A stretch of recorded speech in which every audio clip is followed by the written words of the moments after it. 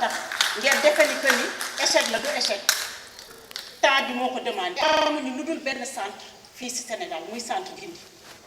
xale yooyu lan moo leen indi ci benn nous sommes tous interpellés ñun ñëpp ay yaay lañu ay baay lañu du ñu nangu ci doom di nekk ci mbedd bi maa ngi làq sama doom sama ginnaaw lu tax ma war a nangu di nangu xale bi nekk ci mbedd bi du problème mu état dafa sensible ba su ngeen ko politiser daf may jaaxal ñun ñëpp la interpellé ce n'est pas un problème politique c'est un problème qui interpelle tout un chacun tout un Sénégalais kuy yaay kuy baay kuy nijaay kuy bàjjan kuy te daf la li ma bëggoon nag mooy que ñu dindi aspect politique bi et xool être humain xale place am sunu société mooy dans la communauté xale dañ ko war a aar dañ ko war a yiir dañ ko war a protéger et ñun adultes yi ñoo ko war a def lu tax ñuy nangu sunuy doom nekk ci mbedd bi doom yooyu duñu ay chinois duñu ay américains duñu ay français c'est des sénégalais c'est des africains donc ñun lañu interpellé au premier chef li ma leen di ñaan nag yéen mooy ngeen jàppale ñu wax li ma leen di ñaan mooy ngeen jàppale ñu pour que problème boobu ensemble ñu régler ndoo ko ñun ñëpp ku nekk ñu ngi lay woo muy association groupement féminin yi muy famille religieuse yi muy yéen parlement bi muy waa conseil économique social et environnemental gouvernement bi ñëpp kuy sénégalais ñu ngi lay woo pour nga dimbale ñu ci loolu. li ma bëgg a wax aussi mooy xale yooyu ñoo leen junaan dañoo am ay droit aussi droit yoo xamante ni ñun dañ ko signé def mu nekk ay engagement yoo xamante ni c'est des engagements internationaux bala ñeneen di ñu interpeller suñuy doom ñun ñoo war a seet li war suñu doom ba pare ñu def ko soo jëlee sa doom bàyyi ko ci mbedd bi ndax mënoo ko dund tu es le premier responsable xale boobu moom mooy nekk avenir de demain su bàyyee suñu njaboot ñu sànku déwén bëllëg kan moo ñuy wallu ëllëg ci kan la ñuy compter donc ñoom ñooy suñu richesse dama leen di ñaan ngeen jàppale ba ñu dindi loolu. li ma bëgg a wax aussi mooy que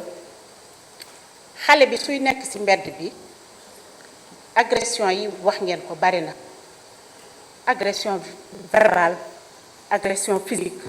mën nañ ko violer comme loo wax mën na am sida loolu yépp sax sore na soo gisee pollution bi nekk ci mbedd bi yow mi su ma nekkee sama oto tëj ko ñibbi sama kër su ma sangoo day ñuul kukk ndax pollution boobu xale bi di ko inhaler tous les jours poumon wam di détruire au jour le jour agression solaire bi ñëw ci kawam donc xale boobu day exposé et ñun ñëpp ñu koy gasal kàmbam sans nous rendre compte xale bu ñu bàyyi ci mbedd bi ñu ngi koy gasal kàmbam bés bu nekk kàmb bi di gën a xóot seen espérance de vie day wàññiku xale yooyu du ñu am suñu âge suñu amee 30 ans 35 ans 40 ans ñu dee balay boobu sax mën nañu am attraper tétanos dans la rue lu nekk mën na leen arriver dans la rue donc li mu bëggoon mooy ñu góorgóorlu ñun ñëpp pour jàpp xale yooyu ar leen ñun suñu bopp kenn ku nekk bañati nangu romb xale ci mbedd bi xaw ma ndax honorable député Théodore Monderel mu ngi fi defaloon nañu illustration bu rafet ci Ndew ak Modou bëggoon naa loolu mu partagé ko ak yéen naataango député nii ba pare ndax depuis ma dégg histoire boobu ba tey su ma tëddee guddi du ma nelaw Ndew laay gis ak Modou à chaque coin de rue su ma tëddee sama yaram day daw ndax dama fat samay doom bàyyi Ndew ak Modou ci mbedd bi li ma bëggoon mooy Ndew ak Modou boobu ñu jàppale leen ba dellu seen famille rejoindre seen famille donc li ma wax fii yépp moo lay wan ni que ni li nga ni échec la du échec ñu ngi ci dama tontuwaale waa nga baal dama tontuwaale pour ñëpp waa donc loolu du échec dañu marqué temps d'arrêt pour eggale liggéey bi ñu entamé xoolaat nuñ koy améliorer pour mu gën a gaaw et maa ngi compter ci yéen pour que centre Guindy boobu nekk benn ci Sénégal actuellement suñu dellu see fii woon suñu yàlla dimbalee ba déwoon ñu dellu si ñu mën a tabax 5 6 ba benn centre ci benn département bu nekk. li ma bëgg leen annoncer aussi mooy que bëgg naa d'ici horizon 2019 suñu fi yàlla bàyyee incha allah on aura 0 enfant dans la rue loolu mooy sama yéene et maa ngi leen di xaar pour ngeen jàppale ma si. pour ce qui est de la bonne gouvernance li ma leen mën a wax mooy que bonne gouvernance li ma mën a wax mooy que dafa axé sur 3 piliers benn pilier bi mooy éducation boobu ñan la ciblé les jeunes ndax xale da nga koy tàggat dès le bas âge pour que nga mën a am ci moom li nga bëgg li nga ko inculqué dès le bas âge moom lay màggaale moom lay gëm day dem dañ ko ci mooñaale donc dina yomb pour ëllëg citoyen bi ñu bëgg ñu am ko. ñaareel bi mooy sensibilisation boobu du pour xale yi mais pour mag ñi la ndax c'est un travail de longue haleine bonne gouvernance bés bu nekk dañ ko war a def di ko gën a yaatal naam di nga am xëy na ay notion yoo ci am mais toujours dañ lay rappeler parce que le rappel est pédagogique ci enseignement. beneen bi bu mujj bi mu articulé wu mooy sanction. lu tax sanction et ban mode sanction bi ñaar pàcc la benn bi sanction positive la beneen bi sanction négative. lu tax sanction positive ñi nga xamante ni charte yi ñu teg ñu ngi koy doxal ci anam bu rafet dañ leen war a wax waa góor boobu mooy lan féliciter leen encourager leen permettre aussi ñeneen ñi nga xamante ñu amuñu war attitude boobu ñu jéem a roy ci ñoom pour mel ne ñoom. sanction punitive bi mooy képp koo xamante ni wàcc nga sartu bonne gouvernance yooyu dañ la war a caw.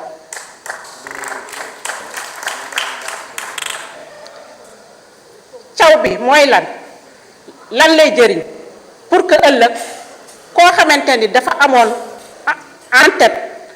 pour def li nga def di ko dissuader. waaw léegi nag bonne gouvernance boobu laay ñëw bonne gouvernance bi wax naa leen mooy lan ba pare indicateur yi nga dafa am ay indicateur mesure yoo xamante ni dañ ko teg ñi ko teg du Sénégal c'est des gens qui sont neutres des gens yoo xamante ne dañu investir seen xaalis pour bëgg saytu bu baax nu ñu tegee doxalinu gestion bi ñooñu ay ñan lañu mën naa citer moom Ibrahim mën naa citer doing business mën naa citer transparency mën naa citer FMI su ngeen mënee que ni gouvernance boobu doxul daf may jaaxal et d'accorduma ak yéen lu tax d'accorduma ak yéen aussi dinaa leen ko wax y a pas plus tard semaine ba le passé kat moo ñu félicité moo Ibrahim parce que suñu classement dafa jéggi dayoon li ñu doon xaar nous sommes classés 10e sur le plan mondial et premier en Afrique de l'Ouest loolu du ñun ñoo ko wax ñi koy càmbar ñoo ko wax donc tous ces indicateurs sont au vert. FMI bërki démb defe naa matul sax ñetti fan lundi la ñu doon rencontre annuelle conjointe yi ñuy def ak partenaires techniques financiers yi kan moo ñu félicité FMI joxuñu ko xaalis moom moo ñuy dimbale su fekkee moom règle yi mu tëral ñun dox su fekkee moom règle yi mu tëral ñun dox nañ ci et convaincre nañ ko dinañu satisfaire dinañu félicité donc su ngeen nee que les indicateurs sont au rouge je ne suis pas d'accord tous les indicateurs sont au vert léegi nag koo koo xamante ni. Mais s'il vous plaît, non, attends. Mes chers collègues, s'il vous plaît, Madame le ministre, s'il vous plaît, Madame le ministre. Mes chers collègues,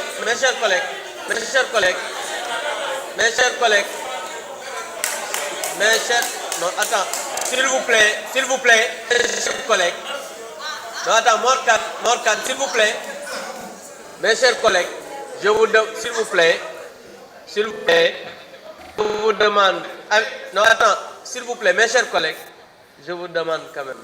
amicalement et de manière chaleureuse, qu'on puisse laisser, s'il vous plaît, mon cher collègue, je vous demande, mes chers collègues, chaleureusement, qu'on puisse laisser Madame le ministre terminer, très sincèrement, parce que quand mes collègues intervenaient, elle nous a écoutés chaleureusement. C'est une dame, je pense que nous tous, nous respectons les dames. Donc laissons Madame le ministre terminer et ensuite on va aller au vote. Maintenant, s'il vous plaît, mes chers collègues, quand même. Écoutez. On laisse Madame le ministre continuer. Mes chers collègues, chaleureusement, je vous demande vraiment de laisser, c'est une dame, pour laisser vraiment Madame le ministre terminer. Allez-y. Je vous remercie, Monsieur le Président. Honorable député, maa ngi dellu si encore si sama speech bi ma commencé woon et may leen ma eggale ko. Président bi mu ñëwee moo fi indi bonne gouvernance donc et teg ay mécanismes yoo xamante ni yaakaar nañu njort bu rek pour wane ni que pour mu wan ñu fu mu bëgg a jëm mécanisme yooyu mooy OFNAC bi mu teg OFNAC boobu pour dissuader ñi nga xamante ni dañu bëgg a jalgati la OFNAC bi am pouvoir autosaisine et day publier ay rapport chaque année du xaar ku ko ni du xaar état jox ko ndigal moom si bopp mën na jóg pour dem saytu pour càmbar benn fait buñ ko wax à part OFNAC boobu moo fi indi déclaration patrimoine boobu pour lan la pour képp koo xamante ni yaa ngi yore ndombo tànk di gérer ay deniers publics nga wax bala ngay dugg lan nga am ci am boobu soo ko waxee sooy génn nga wax aussi li nga am ñu saytu évaluer xool su fekkee ci diggante bi am nga am bu bees bu ci nekk ñu xool ndax yow sa salaire permettre na la ko wala déet donc su ngeen bëggee ni doxalul bonne gouvernance mu ngi doxal bonne gouvernance naam